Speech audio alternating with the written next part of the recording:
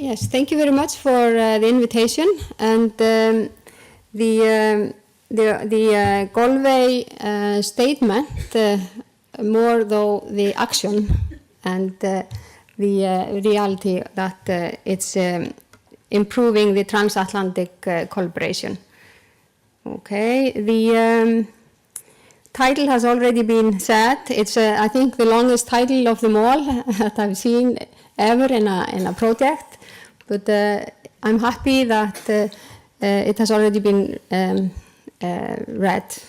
The coordinator, I'm here on behalf of the coordinator, Guðmundur Stefánsson at Matís, and with me here is Carrie Bonnell from the Memorial University of Newfoundland, Canada, who will later talk about the Canadian or the transatlantic aspects of the project.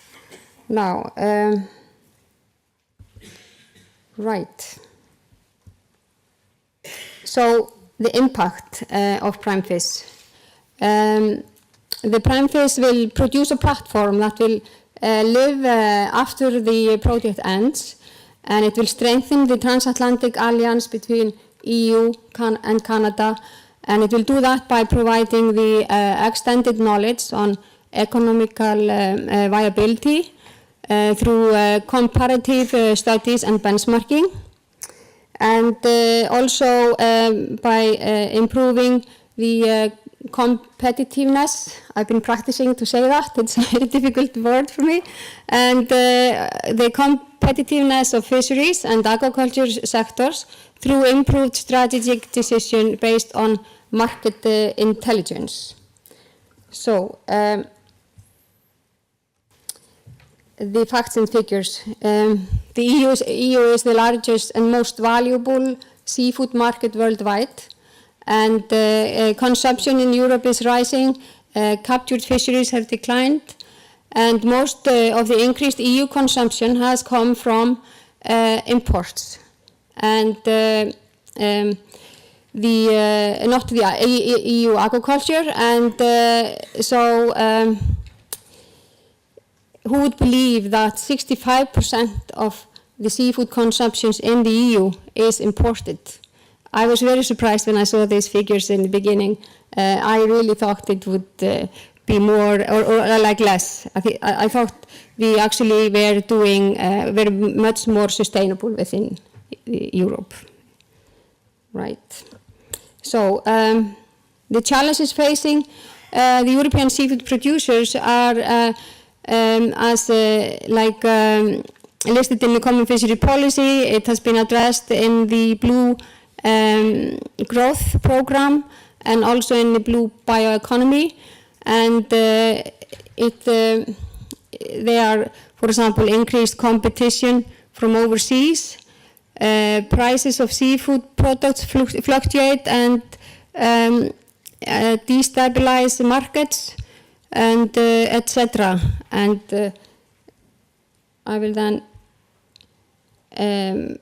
go to that these challenges will be addressed in Primefish, and it's a 5.3 million euro project with a European and Canadian funded collaboration project for 4 years.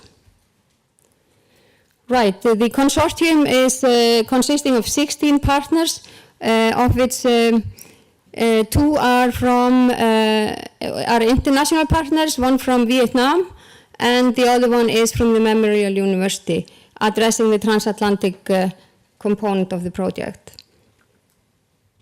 So here are the case studies, the species that are being addressed in the project. It's cod, herring, salmon, trout, sea bass, sea bream, and pangasius. Okay, so the project has got this board, the Strategic Advisory Board, that is there to ensure creation of shared added commercial values. And it is composed of people from the industry mainly, but also from the institutions responsible or participating in the project. And we have also got there a Canadian representative, Ross Butler from Cook aquaculture. Yeah,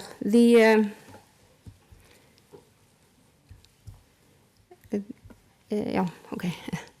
Something happened. Okay, this strategic advisory board is very important to strengthen and ensure the involvement of the industry. The work plan of I won't be going into details of it, but mainly that the data will be collected like through publicly available sources, but also where we are lacking data, we will like on production and trading data, we will observe or seek that from the industry themselves. And this is kind of, I think, a new thing. I don't think in many cases industrial data has been applied that much in research projects. So this is then an industry reference group that like a logo for some of the many that will be part of the project, or that will be kind of a stakeholder group to the project. And this is to facilitate the co-creation and access to data in both the EU, Canada, and Vietnam. Right. So the models that will be developed are so-called boom and bust model, and that is kind of a risk analysis model of growth.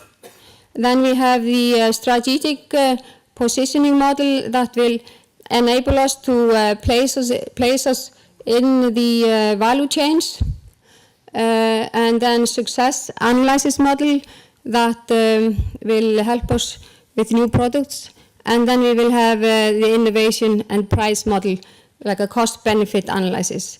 And then in the middle there, we are developing an index called Fisheries and Aquaculture Competitive Index. Right, so the outcome is like a decision support framework that will contain guidelines and models and other things, and then we are developing a user-friendly decision support system that can be used by fishermen, aquaculture producers, etc. So